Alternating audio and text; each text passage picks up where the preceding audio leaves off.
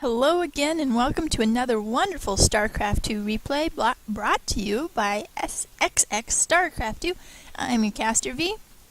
Today we have the wonderful second game in the 2011 Assembly Summer Finals. It's a best of 5 between here in the southwest spawning position, the Red Zerg mtxDIMAGA. And he is playing here in the southeast spawning position, mouzMaNa. Here is the green Protoss. They are playing on the ESL version of Tal'Darim Altar.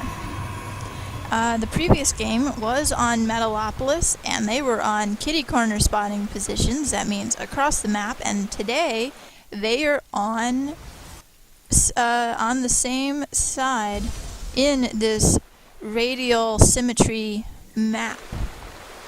mouzMaNa getting his pylon out here. One thing that you often see with the Protoss on this map is that they do not bother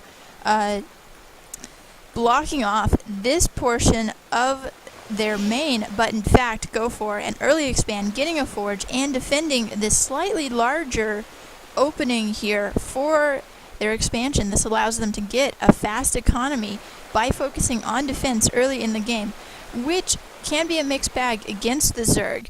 Now, if the Zerg player chooses not to expand early and in fact creates a lot of quick units, they should be able to come in here because the Protoss will not have been able to completely block off this large area yet, and the Zerg can run unimpeded into the mineral line of their opponent.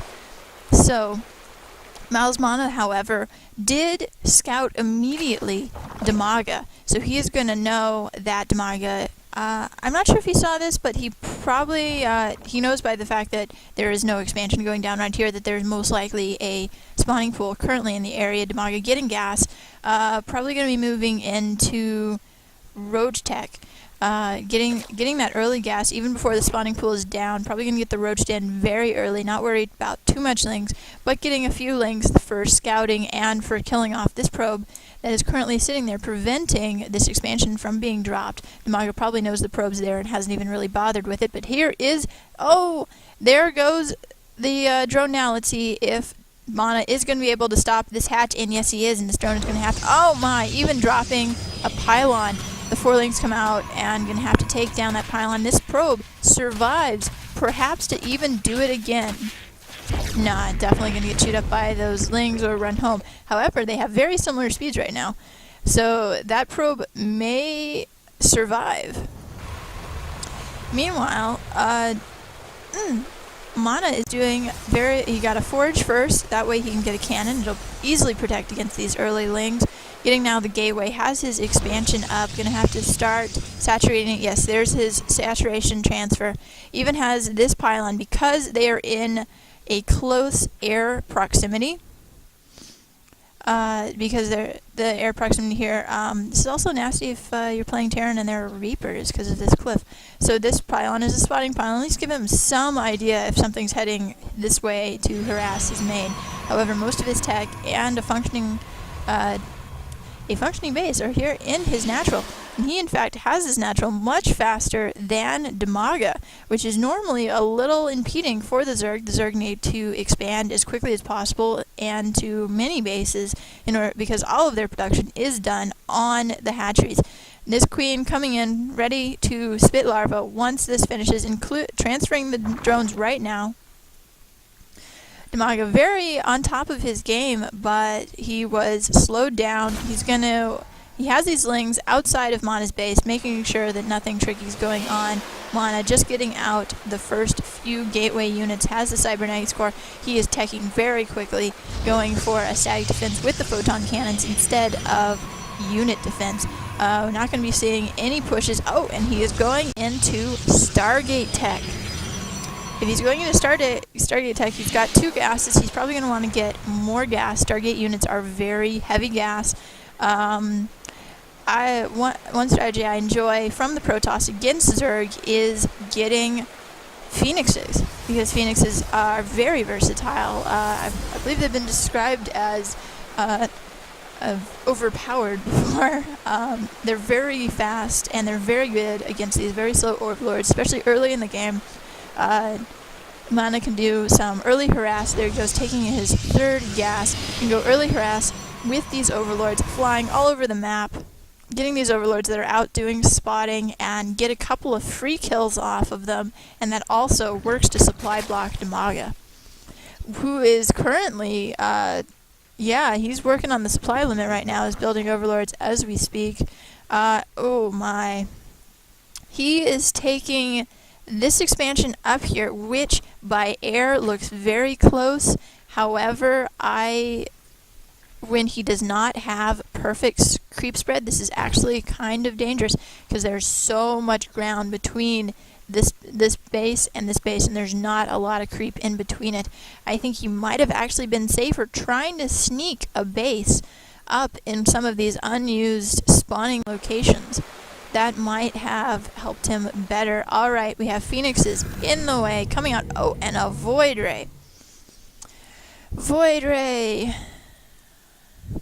which Day 9 calls the most noob unit in existence. That if you make just a bunch of Void Rays, you are the captain of the noob canoe, I believe. And coming in with the harass, I think one queen can scare off a Void Ray, but now with a Void Ray and a Phoenix, Phoenix can pick the queens up. However, there are two queens, and demaga, perhaps with the scout, got the Spore Crawler. Spore Crawlers, very potent. However, their range is not good enough to beat a Void Ray that was, say, positioned over here.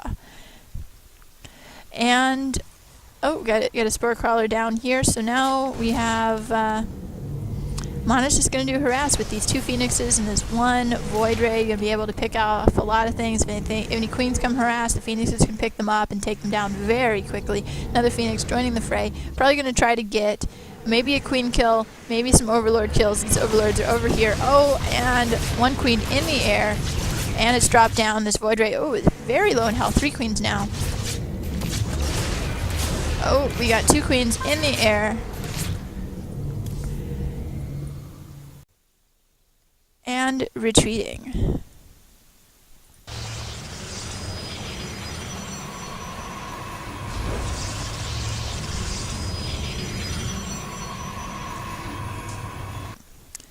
Ooh, alright, so demaga moving over to his natural, which, or excuse me, not his natural, his current second expansion here, which demaga is having to is forced to defend from these zealots.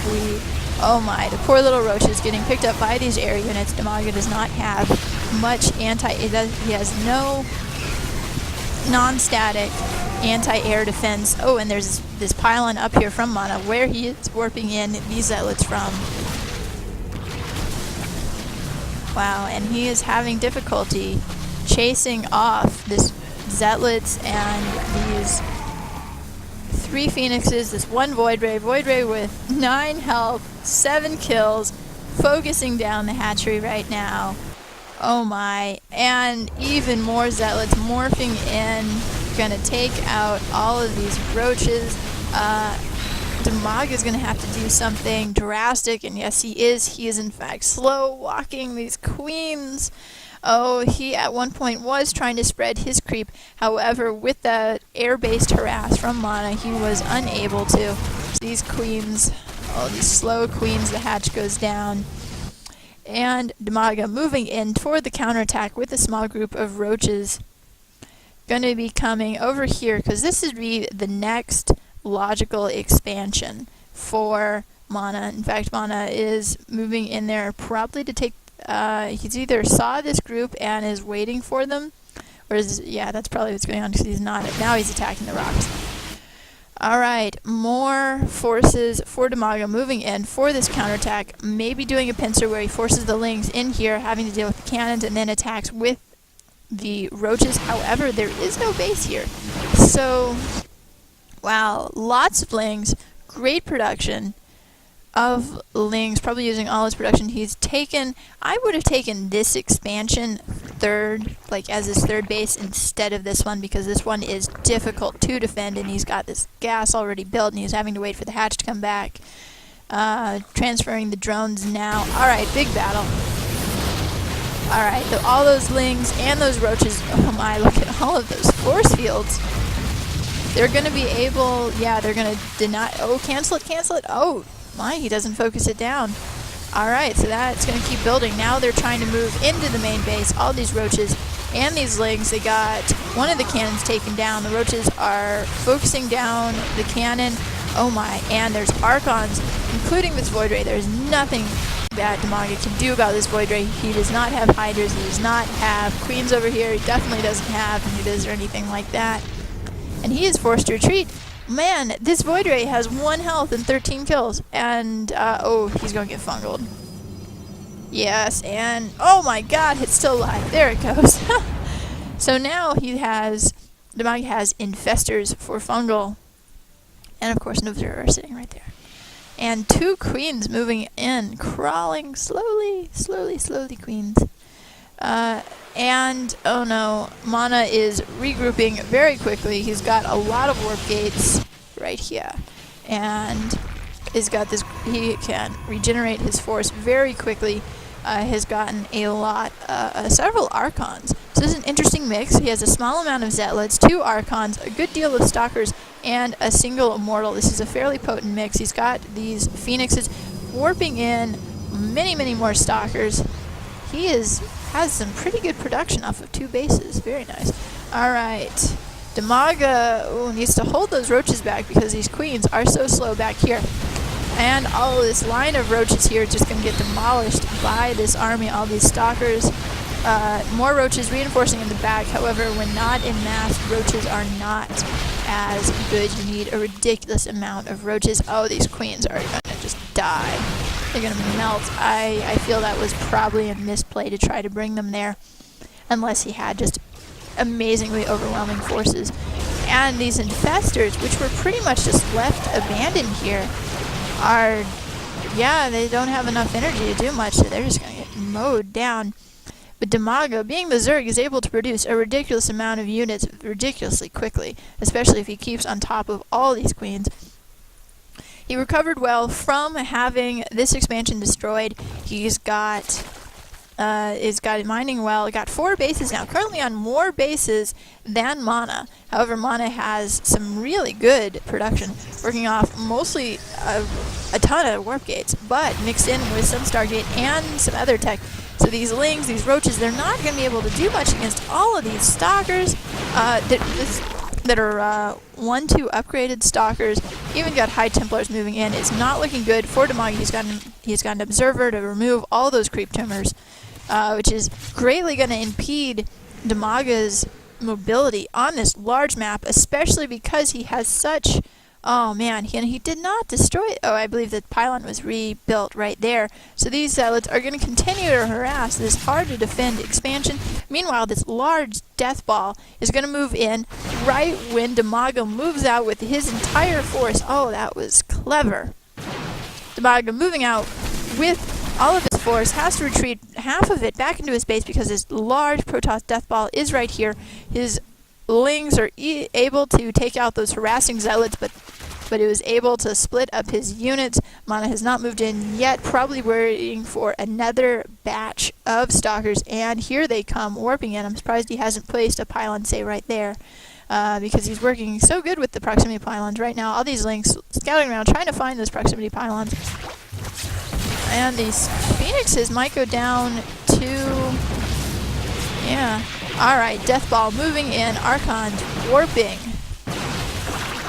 This mass of Stalker with Blink. If they stay in a ball, they are better against all of these lings. The lings can't surround the units in the middle.